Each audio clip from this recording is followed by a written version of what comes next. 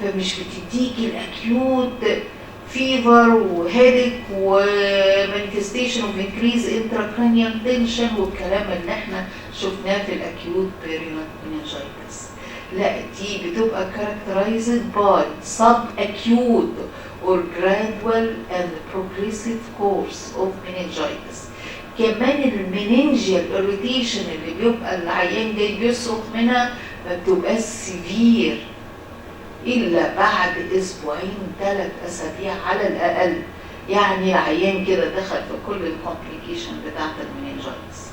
ده مش بس كده، ده كمان الكومبليكيشن بتاعت التي بي أعلى بكتير من الكومبليكيشن بتاعت الأذر أكيوت بكتيريال مننجايتس، علشان البروتين كونتنت بيبقى عالي جدا. احنا قلنا البروتين نورمال بروتين كونتنت بيبقى كام؟ من 20 ل 40 مللي جرام بر ديسيليتر. في البكتيريال قلنا بيعلى البروتين بيوصل 200 300 400، لكن عارفين في التيوبركلوس مننجايتس بيوصل 1000 مللي جرام، بيوصل 10000 مللي جرام، من 1000 ل 10000 مللي جرام بر ديسيليتر. فبيخلي السي اس اف فيري ستيكي وسك، فبيعمل سيفير هيدروكيفالس اوبستراكتيف هيدروكيفالس، ويبتدي يعمل ادهيجن في كل حته بقى، في على الكرينيال نيرف بولسي يعمل كرينيال نيرف بولسي، على الاكويدكت يعمل اوبستراكتيف هيدروكيفالس، يعمل مشاكل كتيره جدا. خلاص، يبقى الاختلاف في التي بي مننجايتس عن الاذر اكيوت بيريود مننجايتس ان ده الكورس بتاعه او الانست بتاعته سب اكيوت وجرادوال، او والكورس بتاعه بروجريسيف، وما بتبقاش المننجيال اريتيشن سو سيفير زي العيان بتاع الاكيوت بكتيريال مننجايتس. طبعا غالبا العيان ده بيبقى عنده فوكس في التي بي، عنده لانج، عنده ميلياري تي بي، عنده اي هيستوري اوف برايمري تي بي في عنده في جسمه، وبالتالي بيحصل بلاد ستريم ويبتدي يروح يعمل في المننجيس الانفكشن بتاعنا زي ما احنا قلنا. واول حاجه نفكر نعمل لو انا شكيت ان العيان ده تي بي مننجايتس، هعمل له بي سي ار، بيطلع في خلال 10 دقائق البي سي ار النتيجه بتاعته، لان السي اس اف ما بيبانش بالجرام نيجاتيف، الجرام بوزيتيف او الجرام نيجاتيف، لا ده بيبان بالزين نيلسون ستين اللي بيبين المايكوبكتيريم تيوبركلاي بتبان، او ان انا اعمل سي اس اف واعمل اناليسيس للدي ان اي بارتيكل ونشوف هل بوزيتيف ولا لا. خلاص، طبعا التريتمنت بتاع التي بي مننجايتس زي التريتمنت بتاع اللانج تي بي او التي بي في اي حته، بياخد الانتي تيوبركلز اللي هم الفيرست لاين او السكند لاين من الانتي تيوبركلز لمده 6 ل 9 شهور. ده كده خلصنا. طبعا الاكزامينيشن بتاع او الكلينيكال بيكتشر بتاع التي بي هي نفسها البكتيريا البيريود مننجايتس، بس بتبقى لو في السيفيريتي بتاعتها، ما بيبقاش سيفير نيك ستيفنس، لا بيجي العيان بفيفر، الفيفر دي بتقعد سبسايدد، شويه تعلى وشويه توطى، ده نايت سويتنج، في انوركسيا، في لوس اوف ويت، في فوميتنج، في يبتدي يدخل في كونفيوجنال ستيت. اسبوعين 3 تبتدي تظهر عليه المننجيال اريتيشن والفوتوفوبيا. شوفوا كمان ده من الحاجات المهمه جدا ان العيان ده بيحصل فيه بابيليديما نتيجه السي اس اف اللي هو في الكفرنج المننجيس الكفرنج الاوبتيك نيرف، فبتعمل سيفير بابيليديما وفوكال نيورولوجيكال ديفيسيت في الادهيجن اللي احنا قلناه. والانفستيجيشن طبعا بنعمل سي اس اف وبنعمله PCR وزيل نيلسون ستين عشان نحدد الأورجانيزم، والتريتمنت اللي احنا قلنا عليه اللي هم الانتي تيوبركلز. طيب خلصنا كده المننجايتس سواء كانت اكيوت بكتيريا او تيوبركلس مننجايتس، وقلنا الفيرال مننجايتس بيحصل منها سبونتينيوس ريكفري، وهي يبقى صورتها شبيهه بالاكيوت بكتيريال بس اخف وقعا في الكلينيكال برزنتيشن، والعيان بياخد له يومين 3 ويبتدي يتحسن وبياخد سيمتوماتيك تريتمنت بس. خلاص؟ طيب ايه الاكيوت فيرال انكفالايتس؟ اكيوت فيرال انكفالايتس وقلنا مش بكتيريال انكفالايتس، لان البكتيريا لو وصلت للبرين هتعمل برين ابس، لكن الفيرال هو اللي بيعمل انكفالايتس، يعني diffuse inflammation of the brain. أهم نوع من الأكيوت فيرال انكفالايتس هو الهيربس سيمبلكس انكفالايتس. 70 ل 80% من حالات الانكفالايتس بيبقى سببها الهيربس سيمبلكس انكفالايتس، بمعنى ان اي حد تشك في ان عنده انكفالايتس حط الفيرست بوسيبيليتي بتاعتك هيربس سيمبلكس عشان تعالجه من اول يوم بالانتي فيرال. خلاص؟ بمعنى زي ما انا قلت في الاكيوت بكتيريال بمجرد ما تشخصه اديله 2 ل 4 جرام ثيرد جنريشن كيفالوسبورين دايركت انترافينوس. هنا برضو هندي الانتي فيرال اللي هو الاسايكلوفير بمجرد ما اشك العيان ده انكفالايتس، لان 70 ل 80% من الحالات هيربس سيمبلكس انكفالايتس. انتوا عارفين الهيربس سيمبلكس ده دي ان ايه انكفالايتس. في الفيرال انكفالايتس في ار ان ايه وفي دي ان ايه انكفالايتس. الار ان ايه ملهاش انتي فيرال لحد دلوقتي، ما اكتشفناش للار ان ايه انتي فيرال، ومن رحمه ربنا ان الار ان ايه فيرال انكفالايتس بيحصل لهم spontaneous recovery مع السيمتوماتيك تريتمنت فقط. لكن الدي ان ايه وبالاخص الهيربس سيمبلكس انكفالايتس دي مشكله المشاكل كلها، خطورتها كمان اكتر من المننجايتس لان ليها مشاكل كتيره جدا هنشوفها دلوقتي. طيب ازاي بنشخص acute viral encephalitis؟ معناه infection of the brain parenchyma by any of the pathogenic viral infection leading to serious clinical state manifested by severe disruption of the brain function. ايه الفيروسز اللي احنا نعرفها؟ زي ما احنا بنقول في مجموعتين RNA فيروس و DNA فيروس. البوليو فيروس ده من الحاجات RNA، والميزلز والمامبس كل دول RNA. اهم في الدي ان ايه اللي هو الهيربس سيمبلكس انكفالايتس. طبعا الاتش اي في ده ما بنشوفوش الا لو كان العيان عنده اتش اي في وحصل له بقى وصل للبرين كده. الريبس ده طبعا نتيجه البايتنج انيمال. اكتر حاجه بنشوفها اللي هو الهيربس سيمبلكس انكفالايتس اللي هو الدي ان ايه، والفيرال الاذر فيرال اللي هو البوليو والمامبز والميزلز والانفلونزا انكفالايتس. ازاي بيدخل الفيروس؟ اول حاجه عن طريق الهيربس سيمبلكس انكفالايتس، ده بيدخل عن طريق حاجات معينه هي كلها ثيوريتيكالي كده.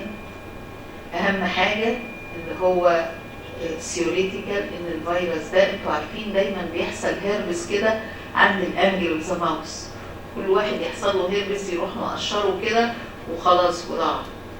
لكن في بيبقوا ناس سسبتبل ان يحصل لهم هيربس سيمبلكس انكفالايتس. لو الهيربس ده حصل يحصل هيربس سيمبلكس انكفالايتس.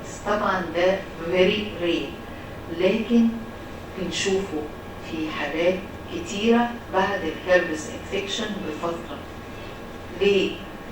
العيان بيحصل له الهربس ده ويفضل يقشره وخلصت كده وخف وانتهينا. الفيروس ده بيبقى موجود عند الانجيلوساموس ويعمل مايجريشن along the nerve axon بتاع الترايجيمينال سينسوري ترايجيمينال، ويروح يسكن فين؟ في البيزل، في الجسيريان جانجليا. الجسيريان جانجليا السينسوري جانجليا اللي هي الجسيريان جانجليا بتاعت الترايجيمينال. خلاص؟ where it persists in a latent form and may be subsequently reactivated. امتى يحصل له reactivation؟ لو الاميون سيستم بتاع البودي حصل له مشكله، يعني خد كورتيكوستيرويد لفتره طويله، خد كيموثيرابي، خد انتي بايوتيك فتره طويله، الاميونيتي بتاعته ضعفت شويه، يبتدي الفيروس ده يحصل له reactivation. وانتوا عارفين الجسيريان جانجليا دي موجوده فين؟ موجوده تحت التمبورال لوب على طول. بعد ما يعمل مايجريشن ويبتدي يحصل reactivation، يبتدي it is not clear whether herpes simplex virus type 1 encephalitis, the most common type in other, represents the primary infection or a reactivation of the latent infection.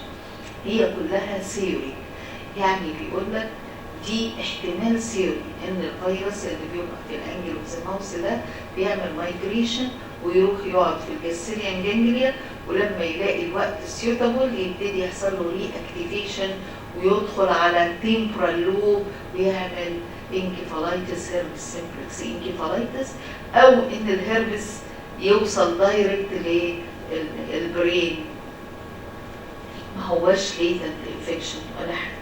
خلاص؟ ده النوع الاهم. لكن في نوع هيربس سيمبلكس انكيفالايتس تايب 2. تايب 2 ده بيحصل في النيونيت، بيحصل في النيونيت، وده sexually transmitted genital eruption، والطفل وهو بيتولد او النيونيتال انفكشن بياخد الانفكشن من الفاجينا ويطلع عنده هيربس سيمبلكس تايب 2 انكيفالايتس. خلاص؟ طيب ايه الاذر بكتيريا؟ قلنا كل الفيرال انكيفالايتس، كل الفيرال ممكن يعمل انكيفالايتس، الميزلز والمامبس والفاريسيلا، البايت بتاع الانيمال بيعمل ريبس، الاربو فيروس ده مش عندنا، الفيتس ترانسميتد من الانفكتد ماذر فاجينا، وممكن تنقله الايدز عن طريق البلاسينتا او الروبيلا او السيتوميجالو فيروس. واحنا قلنا الهيربس سيمبلكس ازاي بيتنقل من الام للبيبي. طيب ايه الباثولوجي اللي بيحصل؟ انا هتكلم in general وin specific في الهيربس سيمبلكس. شوفوا في الهيربس سيمبلكس هلاقي التمبرال لوب اهو، ادي التمبرال لوب بيبقى انفكتد لان الجسيريان جانجليا بتبقى هنا وتدخل فوقها على طول التمبرال لوب، لازق فيها التمبرال لوب، فيعمل ايه؟ يعمل انفكشن ومالتيبليكيشن وبيبتدي يعمل نيكروزس للنيورونال سيلز في التمبرال لوب، وكمان على البيز بتاع الفرونتال لوب يبتدي يعمل امالشن نيكروزس للنيورونال سيلز، تبقى عامله زي الامالشن كده سايل، ويبتدي يعمل لدرجه ان هو بيبقى شكله زي البرين ابسس او البرين تيومر. في الام ار اي لو شفتوه وما نبهتوش بتاع الراديولوجي الايميجينج تقولوا ده احتمال هيربس سيمبلكس، ممكن يقولك ده تيومر او ده ابسس، ما ياخدش باله ان الناحيه الثانيه ممكن يبقى فيها سبريدنج للانفكشن بس بدرجه اقل من السايت اللي بيحصل فيه الهربس. خلاص. Viral infection of the brain produce inflammatory reaction that involve any part of the brain. cortex والwhite matter basal ganglia brainstem cerebellum.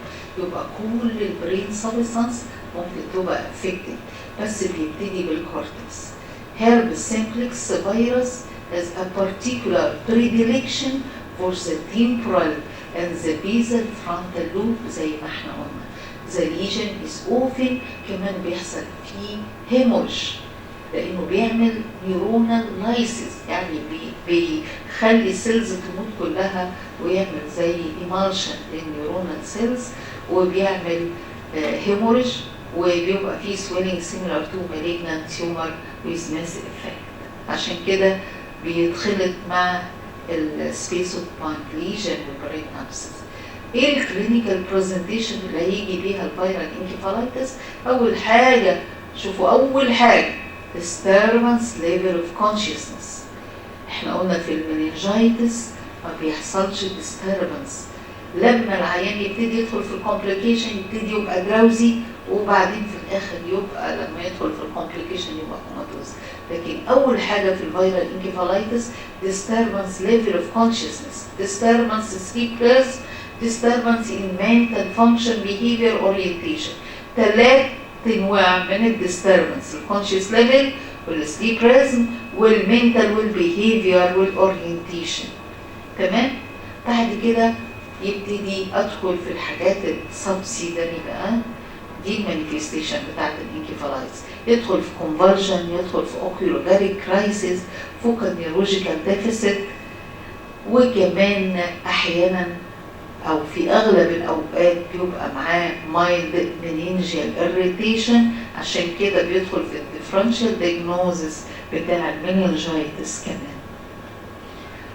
دي شايفين التمبرال لوب، شايفين الإديمة اللي حواليه كأنه سبيس اوكوباينج ليجن بالظبط أو ماسيف انفاركشن.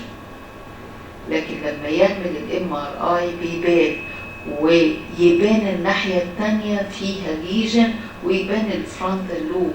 هنا ده الCT ما هواش ايميجينج دايجنوزز الانكفالايتس كويس، فبنطلب MRI. طبعا بيبان الديفرنس الكبير ما بين السبيسيفاينج ليجن والانفكشن او الهربس سيمبلكس انكفالايتس. كمان السبيكت احيانا لما بنبقى شاكين بنعمل سبيكت، ده بيبين على طول الفرق بين السبيسيفاينج ليجن والهربس سيمبلكس انكفالايتس. هيجي العيان بايه؟ الكلينيكال بيكتشر بتاعت الهربس. احنا قلنا في السلايد اللي قبل كده دي كلها الجنرال مانيفستيشن اوف فيرال انكفالايتس. سبيسيفيكالي في الهربس سيمبلكس بيبقى معاها طبعا منينجيال اريتيشن في البدايه، لان ده على البيز التمبرال لوب على البيز بتاع السكال، وبيعمل منينجيال اريتيشن وبيعمل انكريز انتراكرينيال تنشن ميكس تكنس زي المننجايتس بالظبط. طيب وبيبقى على طول معاها ديستربنس كونشس ليفل. قلنا عشان التمبرال لوب والفرونتال لوب هم المسؤولين عن المنتال ستيت بتاعت العيان، بيبتدي يحصل disturbance of the higher cerebral function, abnormal behavior, memory impairment, dysphagia and change في السليب ريزم. change في السليب ريزم مش لازم يبقى inverted sleep rhythm، يعني ينام في النهار ويصحى بالليل، لا، ده ممكن ينام نص ساعة ويصحى، ينام نص ساعة ويصحى، ممكن يبقى اليوم كله نايم والليل كله نايم، ممكن يبقى صاحي اليوم كله والنهار كله ومفيش نوم خالص. كل ده أنواع من الديستربنس السليب ريزم. خلاص؟ يعني مش لازم يبقى inverted sleep rhythm زي اللي بيحصل في نوع معين اللي هي الانكفالايتس ليسيرجيكال بيحصل فيها inverted sleep rhythm. طيب وبعد كده يبتدي يحصل بقى فوكال نيورولوجيكال ديفيسيت، cranial nerve palsy, monoparesis, hemiparesis, ataxia, seizure على حسب المانيفستيشن اللي موجودة، على حسب السيفيريتي بتاعت الليجن عندي. طبعا هي نفس الديفرنشال دايجنوزس بتاعت المينينجايتس. عشان كده اول حاجه الديفرنشال دايجنوزس اللي هو المينينجايتس، البرين ابسس، السريبرال هيموريج، والبرين تيومر كمان يدخل فيهم. طيب انفستيجيشن هي نفس الانفستيجيشن بتاعت البكتيريا المينينجايتس، بنعمل EEG، بنعمل CSF، بنعمل نيورو ايميجينج CT او MRI، وبنعمل CSF اكزامينيشن زي بتاعت الفيرال انفكشن. بنلاقي فيها طبعا بنعمل PCR وبنشوف الDNA بتاعت الفيرال، نقدر نعمل تشخيص بسرعه ليها. في نفس الوقت بنعمل EEG. EEG في الانكفالايتس من الدايجنوستيك، لانه في الهربس سيمبلكس بيدي كرايتيريا اسمها periodic slow wave complex. لما periodic slow wave complex دي شكلها في EEG بتعمل سبايك كومبلكس، كل ثانيه تظهر واحده وبتبقى لاتراليزد وبتبقى موجوده في التمبرال لوب، one or both temporal lobe. السبايكس دي كاركترستيك للهيربس سيمبلكس انكفالايتس. لكن ان جنرال الفيرال انكفالايتس بتعمل diffuse slowing للباكجراوند اكتيفيتي. طبعا نيورو ايميجينج بنحتاجه to exclude السبيسيفايد ليجن، to exclude السريبرال هيموريج، البرين ابسس، اللي هم الديفرنشال دايجنوزس او فيرال انكفالايتس. تريتمنت شفتوا زي ما احنا قلنا مهم جدا انك تشخص بسرعه الاكيوت بكتيريال، نفس القصه لازم نشخص بسرعه الفيرال. وانا بقول حط امبيريكالي اي حاله فيرال حطها هيربس سامبلكس عشان تديله امبيريكال الانتي فيرال. خلاص. طيب لو هو ده مش الDNA، لو هو RNA زي الميزلز والريبس والHIV، الميزلز والمامبس والروبيلا، هتعمل فيهم ايه؟ دول هندي سيمتوماتيك تريتمنت، مالهمش انتي فيرال. لكن الDNA اللي هو الهربس سيمبلكس ريسبونس تو commercially available antiviral drug. خلاص؟ يقول الانتي فيرال drug unlike RNA virus الDNA response to commercially available antiviral.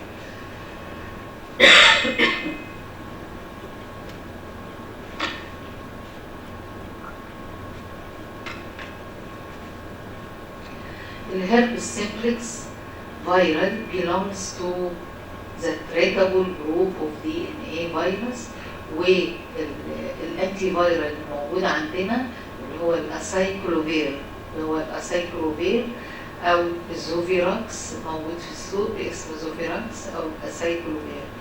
بنديه انترافينوس. الدوز دي لازم تتحفظ 30 مللي جرام